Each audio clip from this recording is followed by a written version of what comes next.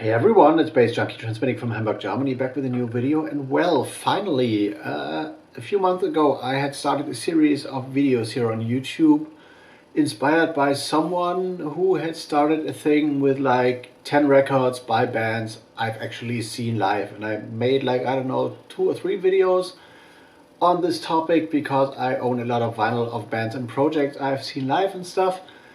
And I had more planned, but for some reason life happened and I didn't finish this series. And as the year is going to an end or coming to an end, I thought it would be like a nice idea to shoot at least one of those videos I had planned, like as a not as a final episode of this series, but as a continuation kind of, and as it's like in between New Year's and Christmas, or the other way around, if you want to put it like that. I got time and stuff to shoot one of these videos, and here we go. Starting with 10 records of bands or by bands I've seen live. Starting with Prince Dance School, a 7-inch actually, by a band from the UK, released in 2007. And it's kind of my favorite 7-inch by them, up, backed with like Hamworthy Sports and Leisure Center. Great artwork, heavyweight vinyl, and the DFA label is from New York.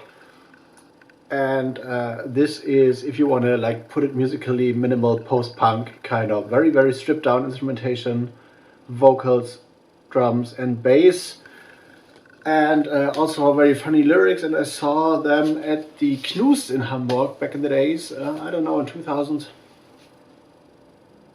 not in 2007 when this was released, but I bought this in 2007. It was very expensive as a 7-inch for that time, because the DFA label is ridiculously expensive anyway. But I saw them at the Knust in Hamburg in about 2012. I remember that because, well, I had been going through some emotional bullshit in my life and stuff, and I went there with someone, and yeah, criminally underattended this show. There were, the Knust holds about like, I don't know, 300 or 400 people.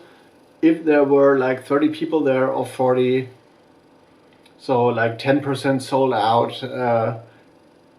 It's been many people, but the show was amazing. I had a great evening, which led to some other great things, which I won't detail here. But yeah, Prince Dance School, up, Hamworthy Sports and Leisure Center. Check them out. I haven't heard a bad record by this band ever. So highly recommended and great stuff. And yeah, overall recommended. Next one, Turntable, Gravity. A 10-inch actually, with the original track and a remix by Pinku Noizu on Trentemöller's very own label in my room. And I came to get this because I actually worked for the label group where Trentemöller released, and of which his label In My Room was a part of. So I received everything he released at that time up front as a promo and stuff. And yeah, this is like, I don't know if you know Trentemöller, he's from Denmark, techno producer originally, and or no, not originally, he comes from an indie background, went techno and electronica and became famous for that, also as a DJ, and now like made a return to like post-punk wavy kind of stuff, remixed a track by that famous guy who's responsible for Twin Peaks, whose name totally escapes me for a reason right now. I've thought of that guy like a minute ago, actually, before I shot this video. David Lynch. Remixed David Lynch, remixed Depeche Mode as well, and I saw him live when he was playing at the Übel und Gefährlich, where we were with the whole label and stuff. And afterwards, after the concert, the packed concert was like finished and stuff, we hung out and went to my favorite bar and like emptied all the like special tonic water stocks they had and stuff. We were like drinking heavily with like, I don't know, 10 or 12 people, like with a band and all the label people and stuff. So we had a good fun, met him. Nice guy overall, enjoyable music. Don't follow him that much anymore because, well, I parted way with the label in a weird way. So I'm a little bit, I don't know, reserved about the stuff they release right now, but or released since we parted ways. But anyway, I met him and I saw the band live, so that this counts. The next one has like a little weird cover. Fishmob, Männer können seine Gefühle nicht zeigen, released on Plattenmeister, a German band, hip-hop from the 90s, hip-hop, fun punk. I bought this for like 28 or 29 Deutschmarks back in the day, so this is long ago.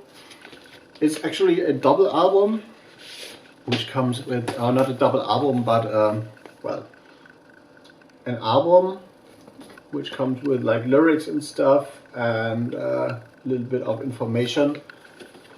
Looks like this. And I saw them live when they were playing their final tour in Hamburg. I don't know how, but I was invited to this, maybe because of them, or me being a press guy back in the days and like writing for magazines and stuff. And yeah, they were playing at the Markthalle, I guess. This has been long ago, like in the late 90s. And here's another bonus single, which is like totally not safe for work. And a flip side for that. And yeah, it was a fun show. Bought also like a single by Adolf Noise there, which is not Art of Noise, but a project by the guy now famous for techno as DJ Kotze, which is Stefan Kotzala, which is actually this guy, famous German techno DJ, now started out with hip hop and stuff, and yeah, was in this band Fishmob. So get this, it's fun if you like enjoy German lyrics and stuff and like a little bit of weirdness. Definitely a fun record to have, and a lot of people now listening to DJ Kotze's music don't know that he has been starting out in hip-hop. So flashback to, I don't know, 95, 94 when this was released. I saw them live in the late 90s, long ago. Next one is also hip-hop. Dicht, which is a Hamburg-based hip-hop band a lot of people don't know about. I don't know if they had even like a proper distribution for this one. And I came to meet them because I saw a band, a hardcore hip hop band called THC, which was not standing for that thing in like weed and stuff, but for Ter Hardcore, like it was like a Britcore-ish hip hop band. And two of those members of this band were like playing drum and bass as well, so I got to know them a little better in the late 90s.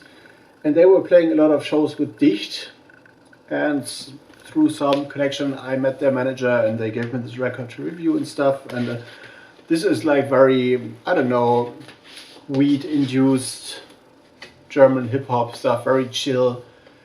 The vocals, the lyrics are a little bit tripped out, and I don't know, maybe not the best German hip-hop record ever released, but it's fun stuff. And the track Hashish, which basically is the same in English, is also like abusing some very, very interesting samples. So if you ever see this and like hip-hop and you're from Germany, Hamburg hip-hop you won't know about, actually.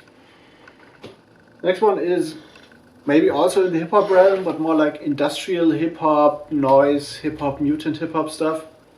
And it's a split release, and I've shown one of these bands already in a previous video, Techno Animal. So this goes to Dialect, and this is a split thing they did, like Techno Animal versus Dalek, Megaton and Classical Homicide on the Matador label. Great cover, I totally love this. Matador has been releasing like a lot of interesting stuff, also like Pizzicato 5 and whatever, great logo as well.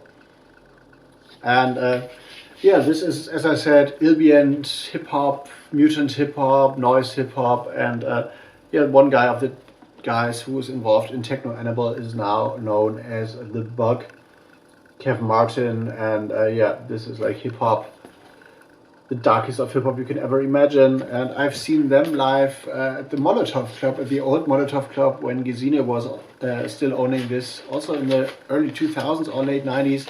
and I've seen both bands several times, not only together but also on several different occasions. So yet Dalek versus Techno Animal is a great record, and also recommended to add to your collection for sure. Next one might come as a surprise because well, I'm into electronic music, but the way I came to this concert was like as a surprise. The Prodigy, Fat of the Land, this album, well, which started the decline of the Prodigy, actually. So I was working for a magazine, Partisan, back in the days when this came out. And I had bought this album for one track only, for Narayan, because the other stuff on there is, compared to the like two early Prodigy albums, Experience and Music for the Jilted Generation, like, well, not up to par and below average and stuff. And yeah, as I said, I bought this for Narayan only because this is like a good trippy track and stuff, and the other thing is too stadium rock for me. And then I was invited via this magazine I worked for, the Partisan magazine, to go to one of their shows at the Alsterdorfer Sporthalle in Hamburg, which is one of the biggest concert venues they had. I don't remember much of the show. I wasn't like in the pit. I was like had like a seated place kind of, and was pretty proud to be invited to this show. But the sound in this venue usually is pretty crappy, so I didn't enjoy it that much. And actually, like the music they played, which was like, yeah, the stadium rock big beat mixture, was also not the best thing they had ever done, and so I didn't feel the vibe at all. So sad to say, but after this album, the Prodigy kind of died for me. So I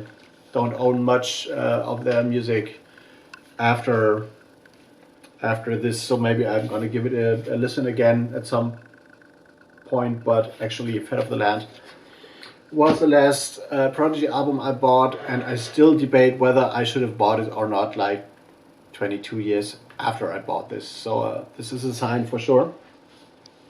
Next one is kind of in the big beat realm as well, a very known band actually. Apollo 440, Ain't Talking About Dub, which was like a big beat meets drum and bass hit back in the days. And also they had like a big success with Krupa, which is a like tribute, big beat tribute for the jazz drummer, I guess, Gene Krupa. And I'd seen them like a few years before this record came out actually. So they were booked to a rave set up by the German tobacco brand Camel. Is it German? Is it American? You know, Camel Tobacco. And it was in a place called Bilwerder Moorfleet, which is more in an industrial area of Hamburg. And there was no like tram or tube station next to it. So now there is one, but back in the days there was none. And it was like Easter weekend, I guess. 95 maybe? 96? 95, I guess. Or 94? 95. Probably 95. And yeah, there was a big like lineup, like Atari Teenage Riot, Chemistry and Storm, Apollo 440, another band I will mention in this video as well, and a lot of good DJs, but it was like poorly attended for some reason. And yeah, I met Chemie and Storm there briefly, and also had some weird acquaintance with like a raver girl, but this is like another story for not another day, I guess. And yeah, Apollo 440 were live there, playing with like two parallel drummers on each, like placed on one side of the stage, and they were playing the same rhythms simultaneously, and that was good fun, like very, very intense show. So I've seen them back in somewhere in the mid-90s. Apollo 440, Ain't Talking About Dub. And talking about this rave, actually, this is the second group I saw there as well, Ebo Man. This is Bounce to This, one of the singles taken from their album Donuts with Buddha, released on XL Recordings, so the same as the Prodigy. This is very interesting stuff for sure, and it says down there sampling madness, and this is definitely true, because they do what, I don't know, Cold Cut did with like their bits and pieces releases for trip hop and hip hop, and they do this to big beat, and I remember this to have been like a proper sample visual overdose, because what I remember is this: they had a setup, whole stage full of electronics and stuff, with like two big screens left and right of the stage. And for every sample they fired, they had like a visual equivalent. So when they were performing with all their like gear, I don't know, mostly analog gear because it was mid-90s, they had like a flashing image on one of the screen, and they were like multi-layered, so they must have worked with like multiple projectors and stuff. So this was very intense. I was pretty impressed by that because I hadn't seen like a setup like this before at my young age of like, I don't know, 16, 17, yes, close to 17 maybe. And yeah, it was like a great experience. I'm a big fan of both of their albums. I don't know if they ever did more than this like single and the Donuts with Buddha album. I haven't like dug into this to find more, but it is like pure madness, and they have a lot of references, and the tracks are evolving and meandering and stuff. So if you like big beat and if you like cut up sample culture, this is definitely a release for you. Next one is a little bit, it's a heavy one. So, and it's not actually live, not live, I don't, let me explain. Osmos Stromain. It's like an album on Triple R Records, and I will have to fold it out carefully because it's kind of broken. So this is like a big reddish thing. Here is a little bit of text in there, as you can see, and there's 3 albums in there, and I totally, or like three records, and I totally like how this like reminds me of like old textbooks and like medical textbooks or whatever, like from like the very past. And Osmos Titians is the old man, the old Hamburg-based professor of experimental music and drone and like microtonal recordings and whatever in Hamburg and Germany and whatever. And we know each other for years, so wouldn't say we are friends, but like I've been hanging out in places he's been hanging out and stuff. We run into each other like on the tube like once a year or something like that, and he is like in there since the 80s, I guess longer. So he's like 60, 70 years old right now. And I booked him once for a like little experimental music festival. We did like with our radio show Die Nachtschwestern back in the days in 2001 or something like that. And Osmos isn't actually playing live, but he is doing what is called Tonbandkonzerte. So like reel-to-reel concerts. So he's playing like a reel-to-reel or a tape or a CD recording, and then explains what this was all about and how he did this, how he like the technical processing and stuff. So what he does is like playback, but like enhanced playback. So I was a little bit hesitant to call it. I've seen this guy live, but I've seen him also in the Hörbar, where he did a similar thing, and so I saw him doing stuff like this a few times over the course of the past 20 years, so I think it counts. And what is special about this album, it is a remix album, kind of, because on Triple R there was a record with like 100 lock grooves, and I guess it was one with like 500 lock grooves. And as far as my knowledge goes about this record is, he took sounds from those lock grooves, reprocessed them, and turned them into tracks. So, and each of the records look like this kind of, one is a triangle, one is a square, but the basic design idea is the same, so I won't pull everything out there. And when I first bought this, I was like, listening to it in the record store, I was like pretty pleased, because I like Osmos, like microtonal, atonal drone recordings and stuff. And then I was sitting in the basement of my dad's house, where I moved in when I came back to Hamburg in 1997. And where I had my little like studio space and music space and stuff, so and computer thing before the internet was like big and stuff. So yeah, And I listened to this record, and then after a while I was like, oh, okay, maybe I should turn the side, because yeah, I had listened to it for like 30 minutes or something like that. And what happened was, I realized that each of those tracks here on this album, there is like, I don't know, 1, 2, 3, 4, 5, 6, 7 tracks. 1, 2, 3, 4, 8 tracks on here. And each of those tracks per side runs out into lock grooves as well. So I had listened to like this 3-minute track, and then to like half an hour of a lock groove without getting bored. So this is how excellent this is done. And yeah, this is pretty interesting, pretty amazing. And if you're into experimental electronic music and drone and noise, and you'd like to have like a big time listening experience, I only can recommend to find you this album Turntable by Osmos, because, well, this is excellent and it looks great. And I don't know if it's expensive. I guess it is right now these days. So I have this for like a minimum of 22 years or something like that. And one of the records of someone I've seen live, and this goes for this one as well, also on XL, in combination with Young Turks, somewhat. So I hope this works with the glare. Holy Fuck is the name of the band, and this is the back, and I guess the album is also called Holy Fuck. And I know for some reason that they are like pretty big with a certain audience. I don't know why exactly, because I did the opening DJ set and after party DJ set for them when they were playing at the Molotov in Hamburg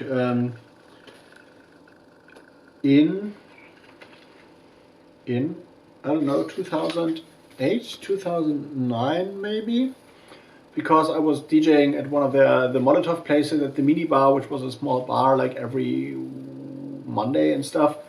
So when this band came around, they asked me if I could do like the accompanying DJ set and stuff, and I gladly did. It was a Tuesday night or Wednesday night, so unfortunately it was not that packed and stuff, but they were nice. I had a chat with the guys and stuff, and they gave me one of their albums like as a bonus for playing the DJ set and for reviewing this and stuff. And yeah, this is like another set of like 10 records by bands and projects and people I've seen live in the past, and there will be more videos of this series to come, at least 2. So I don't know when, because, well, the records are packed somewhere here, but I don't know when I will come down to shooting those. But yeah, I hope you liked this, you enjoyed this. Please have a look at the other ones of this series. One of those I will like link on in the end card. Check out my like Bandcamp for buying music of mine and stuff, and of people I release on my label. Check out all the things down in the description box, social media links and stuff. Leave a like, comment, and all the good stuff. And I'm gonna see you in the next one. See you later.